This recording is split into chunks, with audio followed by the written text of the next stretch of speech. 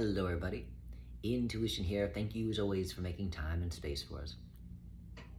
Today, we would like to discuss relationships and point out one of the biggest issues in which we see with relationships.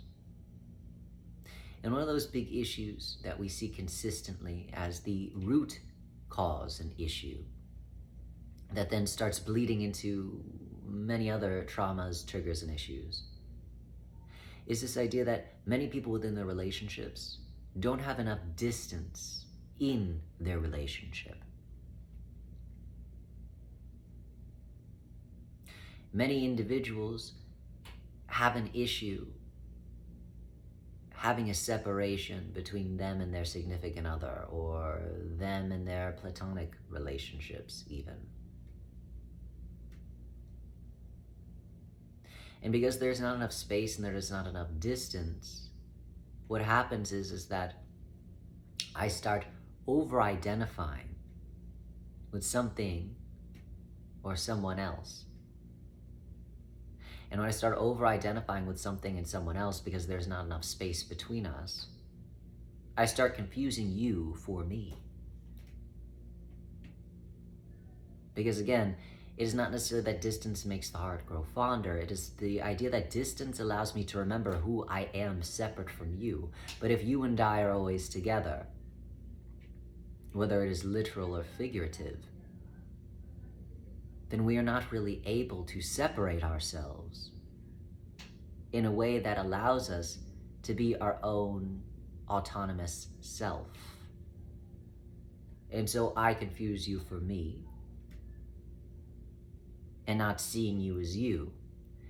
And then when I start confusing you for me and stop seeing you for you, then there's a lot of expectations that start getting peppered into the relationship and peppered into the experience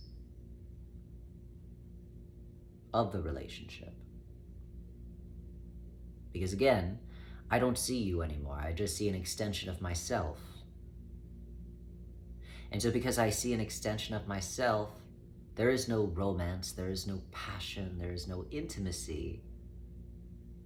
It just becomes more of a responsibility, that you are my responsibility, because again, on some level, many of us just see ourselves as our responsibilities and our obligations to things, people, and places.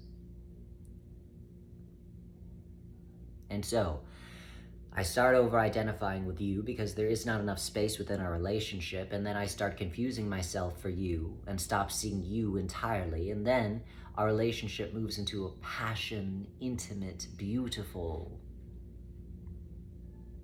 moment into a very rigid, you are like my roommate, you are another responsibility and obligation in which I have to stick to as a part of I get to be with you, this beautiful person, separate from me, thank God.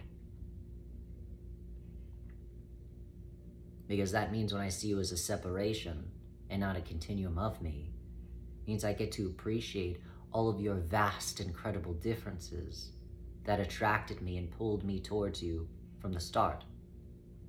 But when I stop seeing you and only see myself, many of us do not have a positive relationship with ourselves, so we start having a lot of tension between us and our partner, because again, I'm only seeing myself, and if I don't have a good relationship with myself, on top of how I identify myself as not necessarily my own autonomous being, but who I am in relationship to the roles in which I find myself in, and the responsibilities that those roles place upon me, then I'm not going to like my partner very much, because my partner stopped being my partner, and my partner started being an employee, an extension of me, and not them, their own beautiful being, separate from me. And so when that happens, there tends to be a lot of issues within the relationship, because again, the person that you first were attracted to is obscured in your over-identification of who it is that they are.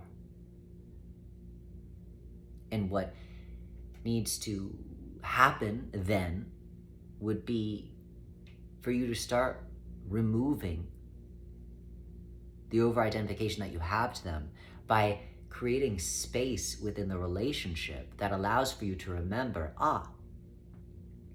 that's them and I'm me. The things that I'm placing on this person within the expectation of what it is that they need to do or should be doing for me is more me projecting what I need to do for myself onto someone else. But I won't really be able to see that if we are living right outside of each other's butthole. We can only really do that if there's space between us in which allows us to really see ourselves and the other person that we're in a relationship with. So one suggestion that we would like to offer you is, if you're having issues within your relationship, one thing that we highly, highly recommend is having space between you both.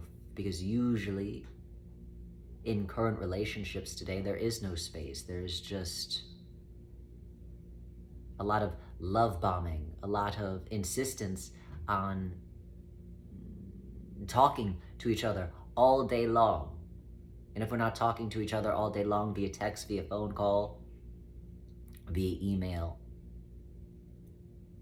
then we are literally with each other. And if we're not with each other, texting each other, then we're thinking about each other. And that becomes a slippery slope because, again, there is no separation. And without separation, I forget where I end and you begin. And then all I start seeing is just myself, even when I'm looking at someone else. And what's the point of being in a relationship if you're just trying to be with yourself? Might as well just be alone.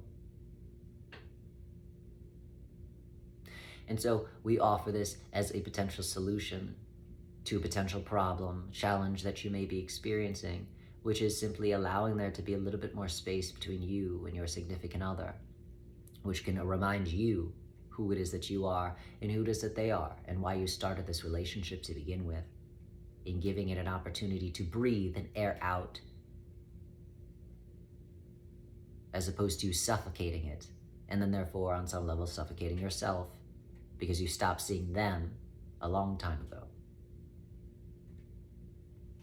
As always, we're full of gratitude for you making time and space for us, and we wish you well within all of your relationships. And the most valuable tool within any relationship is having enough space to be able to appreciate that which is right in front of you, as opposed to you thinking that it is all just you in front of you. Well wishes.